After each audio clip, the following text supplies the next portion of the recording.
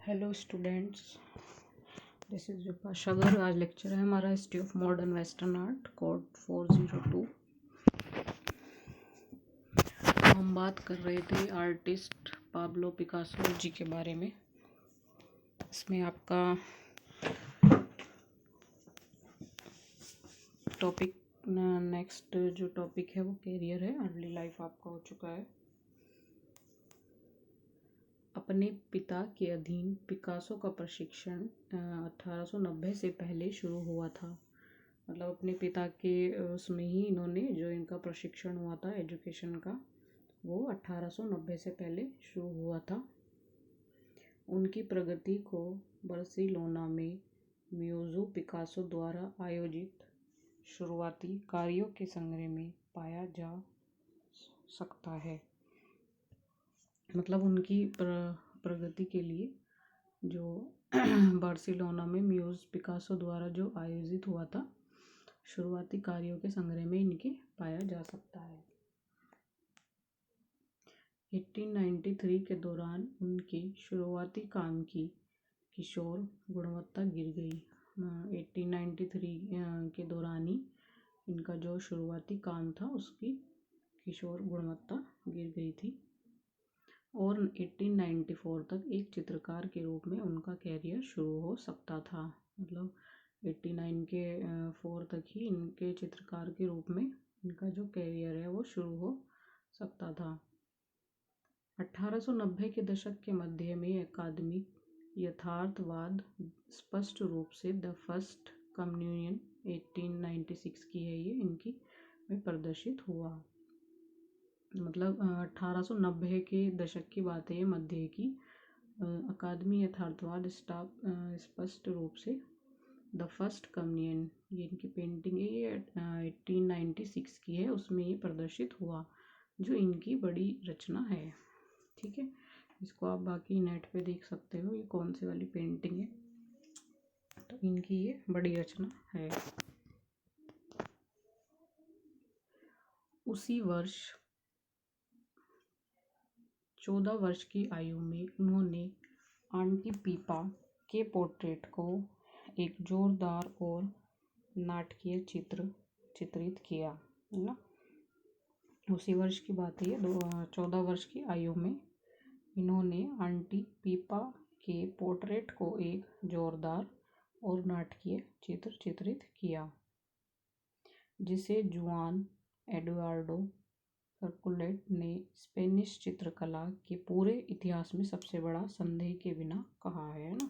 मतलब 14 वर्ष की आयु में जो आंटी थी पीपा, उनका नाम है ये, उनके पोर्ट्रेट को इन्होंने मतलब एक जोरदार और नाटकीय चित्र इन्होंने चित्रित किया था, है ना। तो इसको बताया है कि इसको क्या कहा गया है, स्पेनिश चित्रकला के पूरे इतिहास में इसका सबसे बड़ा संदेह के बिना इसको कहा गया है। पिकासो ने 1900 में अपनी पहली यात्रा पेरिस की, है ना।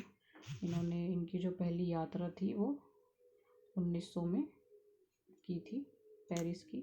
फिर यूरोप की कला राजधानी की इन्होंने। वहाँ उन्होंने अपने पहले पेरिस के मित्र, पत्रकार और कवि मैक्स जैकब से मुलाकात की। ठीक है, तो इनकी जो पहली यात्रा थी वो 1900 में हुई थी पेरिस में, और यूरोप की कला राजधानी की, मतलब पेरिस के बाद इन्होंने यूरोप की थी। वहाँ उन्होंने अपने पहले पेरिस के मित्र, पत्रकार और कवि मैक्स जैकब से मुलाकात की। ठीक है, वहाँ पे इन्होंने जो इनके पहले पेरिस के मित्र थे, पत्रकार और कवि मैक्स जैकब, उससे इन्होंने मुलाकात की थी। और जो ये पिकासो जी थे ये वैसे रात में वर्क करते थे, और जो मैक्स था ये दिन में वर्क करता था। इनका दोनों का वर्क जो था वो अपोजिट था, एक दिन में काम करता था और एक रात में। जिन्होंने पिकासो को भाषा और उसका साहित्य सीखने में मदद की। ठीक है, तो मतलब इन्होंने जो जैकब जी थे, इन्होंने पिकासो को भाषा और उसका साहित्य सीखने में मदद की थी। जल्द ही उन्होंने एक अपार्टमेंट साझा किया। मतलब जब इन्होंने मदद की थी उसके बाद से इन्होंने एक अपार्टमेंट साझा भी किया था जिसमें ये साथ ही रहते थे। 1901 के पहले 5 महीनों के दौरान पिकासो मैड्रिड में रहते थे, है ना। ये 1901 की बात है, 1901 की।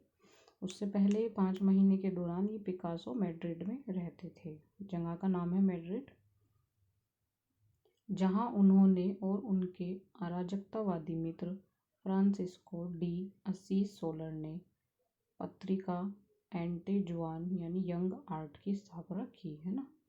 कहा जहाँ पे इन्होंने उनके जो अराजकतावादी मित्र थे फ्रांसिस्को डी असीस सोलर ने पत्रिका एंटीजुआन यानी यंग आर्ट उसकी स्थापना की थी, जिसमें 5 मुद्दों को प्रकाशित किया गया था। सोलर ने लेखों की याचना की और पिकासो ने पत्रिका का चित्रण किया, ठीक है। तो 1901 के पहले जो पिकासो जो थे वो मैड्रिड में रहते थे, और वहाँ पे उन्होंने और उनके जो अराजकतावादी मित्र थे फ्रांसिस्को डी असीस सोलर, ये नाम है इनका, इनके मित्र का फ्रांसिस्को डी असीस सोलर, इन्होंने यंग आर्ट यानी पत्रिका एजे ज्वाइन, है ना, इसको यंग आर्ट कहते हैं, इनकी इन्होंने स्थापना की थी, जिसमें 5 मुद्दों को प्रकाशित किया गया था, है ना। मतलब जो ये यंग आर्ट की स्थापना हुई थी, इसमें किस मुद्दों को 5 मुद्दों को इसमें प्रकाशित किया गया था। सोलर ने लेखों की याचना की और पिकासो ने पत्रिका का चित्रण किया, यानी सोलर ने लेखों की याचना की थी और पिकासो ने पत्रिका का चित्रण किया था,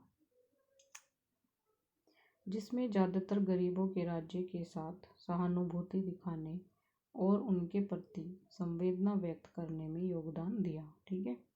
तो सोलर ने लेखों की याचना की और पिकासो ने पत्रिका का चित्रण किया, जिसमें ज़्यादातर गरीबों के राज्य के साथ सहानुभूति दिखाने, है ना, जो गरीब लोग थे उनके राज्य के साथ इसमें सहानुभूति दिखाई और उनके प्रति संवेदना व्यक्त करने में भी योगदान दिया।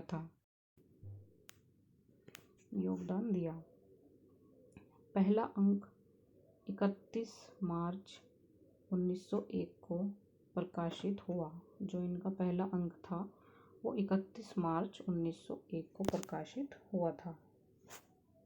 जिस समय तक कलाकार अपने काम पिकासो को साइन करना शुरू कर चुके थे। जो इनका पहला अंक था वो 31 मार्च 1901 को प्रकाशित हुआ, जिस समय तक कलाकार जो थे वो अपने काम पिकासो को साइन करना शुरू कर चुके थे।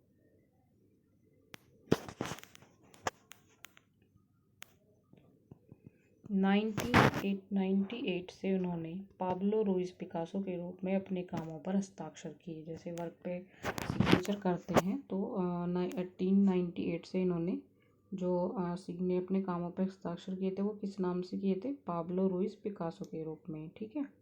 अपने कामों पर इन्होंने हस्ताक्षर शुरू कर दिए थे। उसके बाद 1901 तक पाब्लो आर पिकासो के रूप में, ठीक है। मतलब इनके चेंज होते रहे। पहले इन्होंने 1989 से इन्होंने पाब्लो रुइस पिकासो के रूप में अपने कामों पर हस्ताक्षर किए, फिर उसके बाद 1901 तक पाब्लो आर पिकासो के रूप में, ठीक है। उसके बाद इनके पीरियड्स के बारे में आगे बताया गया है, जो पीछे उसमें मैंने आपको बताया था। पिकासो का एक तो जो ब्लू पीरियड है उसका टाइम है 1901 से 1904। तो इनका जो ब्लू पीरियड है 1901 से 1904, जिसमें अन्य रंगों द्वारा केवल कभी कभी गर्म किए गए नीले और नीले हरे रंग के रंगों में प्रस्तुत की जाने वाली सोम्ब्रो पेंटिंग की विशेषता है, ठीक है। तो पहले तो इनका ये ध्यान रखिएगा कि जो पिकासो की जो ब्लू पीरियड है वो 1901 से 1904 तक है, और इसमें क्या बताया गया है, जिसमें अन्य रंगों द्वारा केवल कभी कभी गर्म किए गए नीले और नीले हरे रंग के रंगों में प्रस्तुत की जाने वाली सोम्ब्रे पेंटिंग की विशेषता है। ये इसका मेन पॉइंट है बस। या तो स्पेन में 1901 की शुरुआत में या पेरिस में वर्ष की दूसरी छमाही में शुरू हुआ। मतलब जो ये विशेषता है ये कब शुरू हुई ये बताया है कि या तो स्पेन में 1901 की शुरुआत में या पेरिस में वर्ष की दूसरी छमाही में शुरू हुई, है ना। इसमें क्या बताया है बस, जो नीले और नीले हरे रंग के में जो रंगों में प्रस्तुत की जाने वाले सोम्बो पेंटिंग है उसकी विशेषता बताई है। बच्चों के साथ गौ माताओं की कई पेंटिंग ब्लू पीरियड से मिलती है। 1901 की शरद ऋतु में शुरू होते हुए उन्होंने क्लीवलैंड म्यूजियम ऑफ आर्ट में अबुदास अलौकिक पेंटिंग लाविए 1901 में परिणत के कई मरणोपरांत चित्रों को चित्रित किया। ठीक है, तो बच्चों के साथ की गौ माताओं की पेंटिंग भी जो है वो ब्लू पीरियड से ही मिलती है। उसके बाद 1901 की शरद ऋतु में जो शुरुआत हुई थी, क्वीलैंड म्यूजियम ऑफ आर्ट में उदास अलौकिक पेंटिंग लाविए, ये 1903 की है, में परिणत कैसेज मास के कई मरणोपरांत चित्रों को चित्रित इसमें किया गया है। ठीक है, इससे आगे और जो पीरियड्स है उसके बारे में नेक्स्ट वीडियो में बताएंगे। अभी आज के वीडियो में इतना ही है।